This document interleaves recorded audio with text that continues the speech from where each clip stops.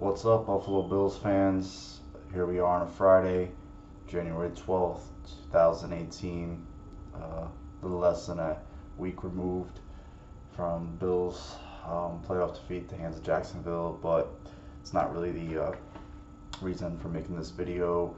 Heard from the head coach a few times this week, heard from the GM a few times this week, uttered things like a lot of hands in the cookie jar, not being satisfied with the whole offense, and those were two statements that really rung loud, I should say, in my ears when it came to the news that came down today about the Bills' decision to part ways, if you will, or relieve Rick Dennison of his duties. Part ways was the verbiage they used.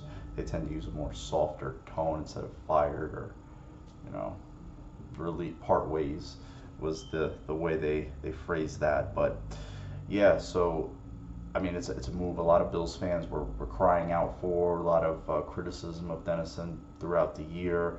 For me, it's a mixed bag, like being alluded to in press conferences. There's a lot of hands in the cookie jar.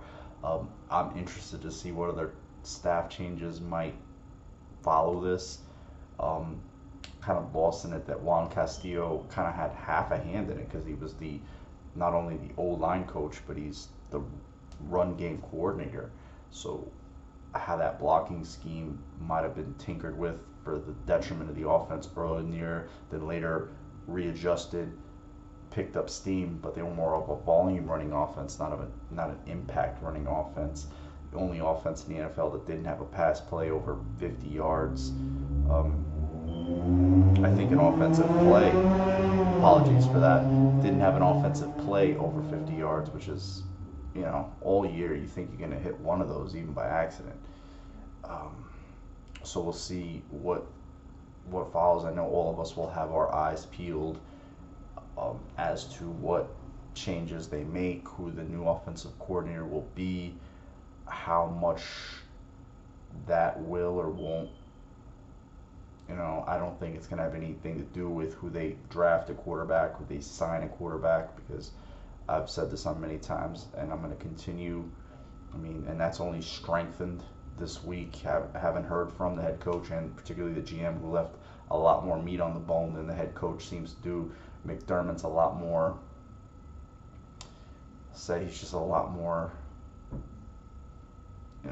diplomatically speaking with his words. McDermott is too, but he gives you a little bit more insight into what's going on, and just saying things like on WGR, when asked, which quarterbacks have you seen, all the ones that matter, and then he followed up with potentially all the ones that can go in the first round. So read the tea leaves there. It doesn't take a brain surgeon to realize or figure out what they're going to do at the position. We're very complimentary of Tyrod, just the usual, works hard, the things we've all heard before, but had said, it's hard to find a franchise quarterback. It's the number one job of a GM, the hardest job, but never once saying that Tyrod was that franchise quarterback. So we all know that, just he didn't verbalize that either. As per the offensive coordinator, early leaders in the clubhouse, were the names that we're hearing. Obviously, Mike McCoy, guy that they were linked to last offseason, ended up going back to Denver, a place that he had been with. McDermott and Bean particularly have a lot of McCoy ties back in Carolina. Particularly Bean was with him for almost a decade. So it'll be interesting to see how that dynamic works out. If it works out, Rob Jasinski's another guy, was in Carolina with McDermott and Bean as Cam's offensive coordinator first couple of seasons, or first one season. Let's see how that works out. I believe he got the Cleveland Browns head coaching job off the strength of that, and was fired. Like everybody seems to get fired, and so getting fired by Cleveland is no discernible measure of whether you can coach or not, because they just seem to just change out people no matter what. We'll see how that all pans out. But yeah, finding a quarterback, finding this offensive coordinator that's going to be able to gel and maturate and grow this young quarterback is going to be, it's a huge hire. I think it's a huge hire. And what other staff changes might follow that. Is there going to be a new O-line coach?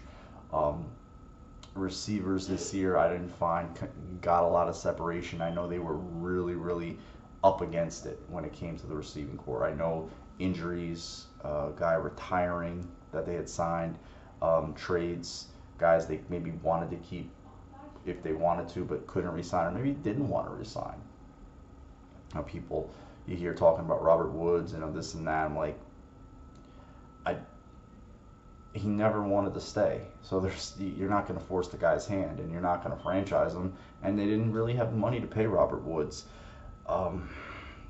No comp picks is another piece of info that came out today. The Bills being said he does not expect to have any comp picks.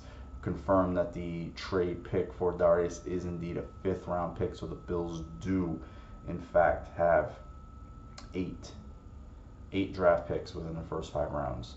2 in each of the first 2 rounds. That's 4. 1 in the 3rd. 1 that they traded away. So that's 5. Then they have a 4th and 2 5ths. So 8 draft picks, and we'll see where they go, where they choose to allocate those picks. Do they move around the board? Do they add more picks with the likes of possibly a Cordy Glenn? Possibly, I could see them getting a high 3rd round pick for him. Maybe could potentially get a 4th for a Shaq Lawson. Don't think he'll be back. All the things that I've heard, I don't think that they feel like he's a fit. Maybe feel like he's best somewhere else. Cordy, we all know, is no longer a guy on this roster in terms of a starting offensive line spot. This team still views adding assets as paramount. McDermott also, and Bean particularly, talked about the salary cap, responsible spending. I don't think they're going to be, again, big players in free agency. I think they'll look to add some solid pieces. They'll have a lot more to play with this offseason, but they're not going to be irresponsible and just go ham with the salary cap room that they have. Talked about dead money, how he wants to reduce that. They have the most dead money in the NFL this year. That's definitely no good. Talked about how that's less money on the field helping the football team.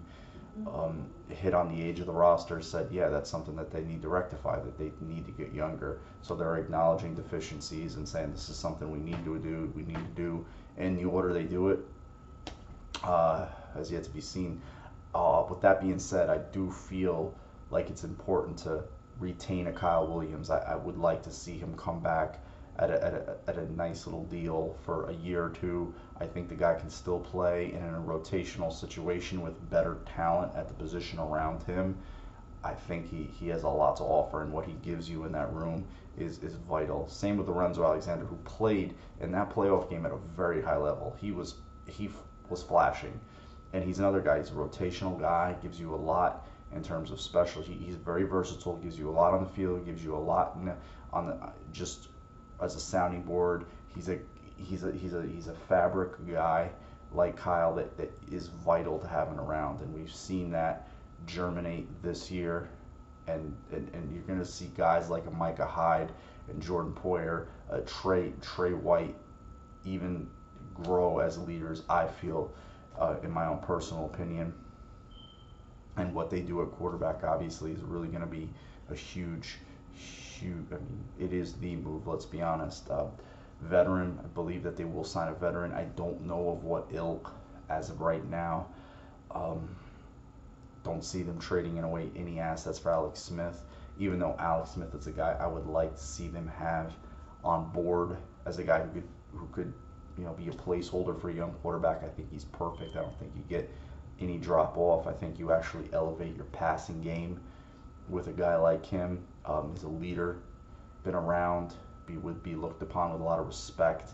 He's been to the Pro Bowl, has a winning record, had a career year, passing yards, touchdown passes. So he's definitely a guy that has really took hold of his career and just turned it around. Ever since his days, his last few years in San Francisco till now, and a lot of respect to him. A lot of respect. I know he's always going to get the stigma and the tag of he was the guy taken ahead of Rodgers and all these different things, but I give the guy a lot of respect.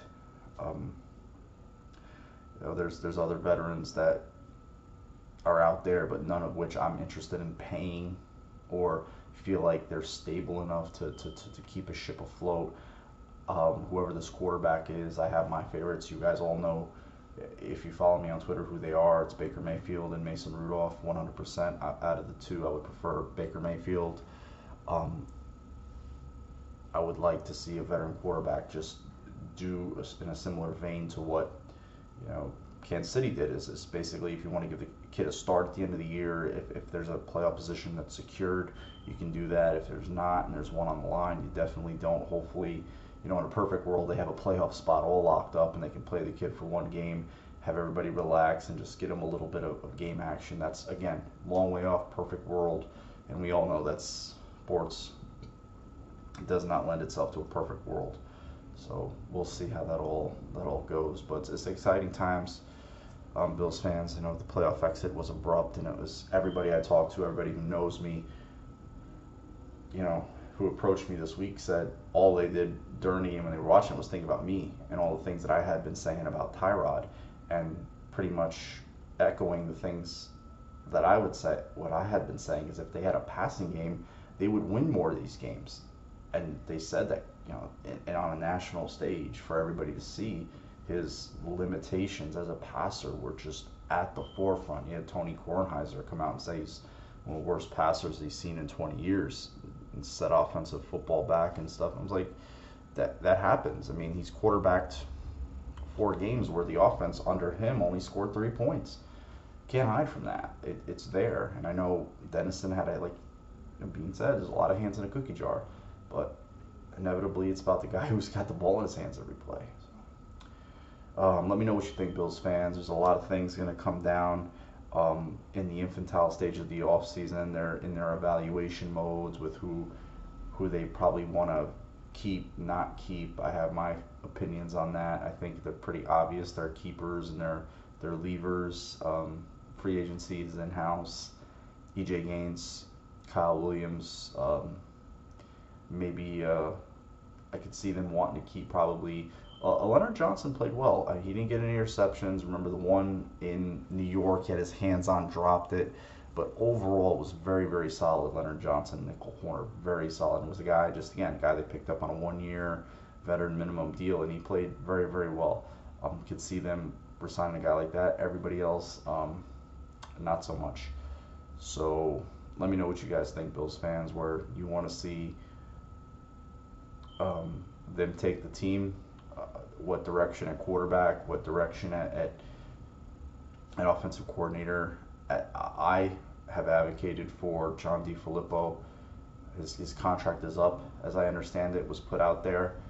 So he's a guy, he could go elsewhere. He's a quarterback coach, not an offensive coordinator, so this would be an ascension for him. So I think if he's looking to latch on with his own young quarterback and coordinate for him and use this as a springboard for himself to get a head coaching job, I think it would be a perfect situation for him, because I think the Bills are going to get an offensive coordinator. I loved what he did in Cleveland with the quarterbacks they had, limited, but played well under him, like a Josh McCown. He had Austin Davis, he had and he had Johnny Manziel, and he got a decent yield out of those quarterbacks. Over 4,000 yards passing to over 20 touchdowns, 13 interceptions.